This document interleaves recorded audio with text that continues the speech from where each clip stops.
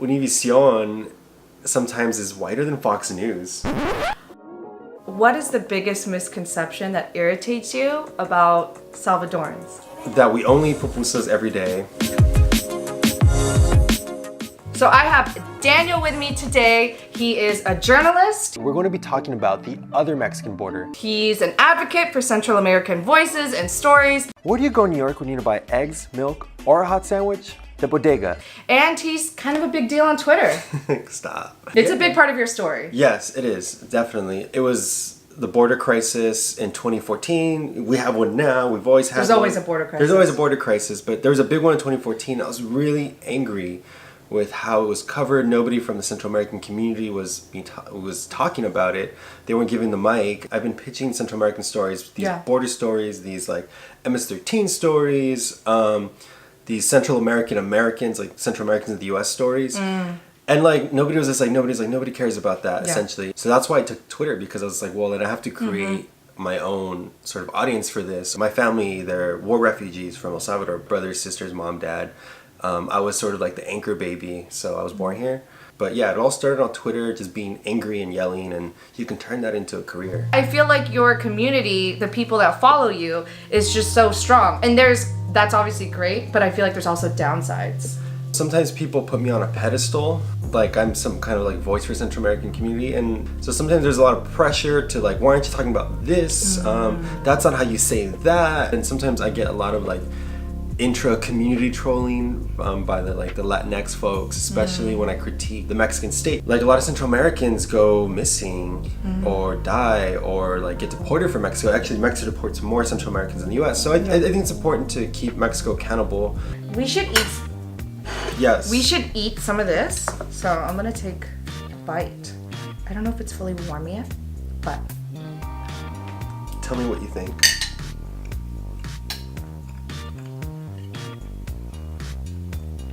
The outside is basically a dough made from plantain, and the inside is cream filled.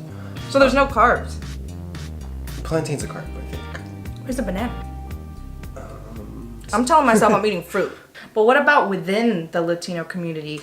Whose voices are being heard? That's a good one.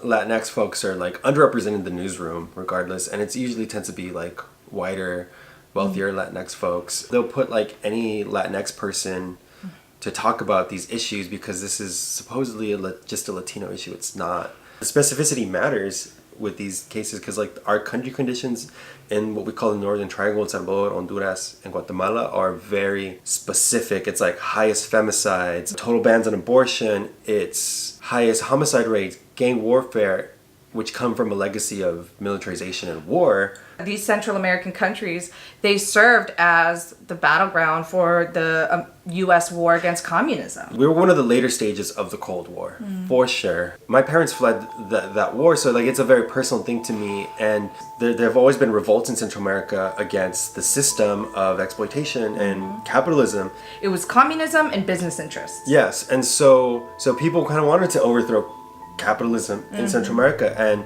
they did in Nicaragua for a moment. They wanted to stop it because it was not good for U.S. business interests. El Salvador's case, 80% of the violence committed during our war, which lasted 12 years, was committed by the government that was U.S. funded. People aren't talking about the U.S.'s role in creating these conditions in these countries. You don't hear about that at all. You just think, oh, it's really bad there. Yeah. Why do we need to sacrifice anything? But there's a responsibility there. The very least this country could do is let people in who've been hurt by their policies. What's your favorite thing about Central American Twitter? Oh, God. The memes. What else do I find comedy? That Central America is in our experience. It's like connecting with people on these lighter things, these comedic things. Yeah, and we kind of need it because like everything we're dealing with is so heavy, and we're more than just like trauma and conflict, and once the news cycle moves on, to the next hot tragedy. The next hot tragedy. Yeah, and so then I'm still gonna be there talking about Central America. It just goes to show, again, I'll always say it, why we need diversity in newsrooms, and two, why we have to create our own media. That's what I'm doing here. That's what you do with your Twitter account. We literally have to tell our own stories.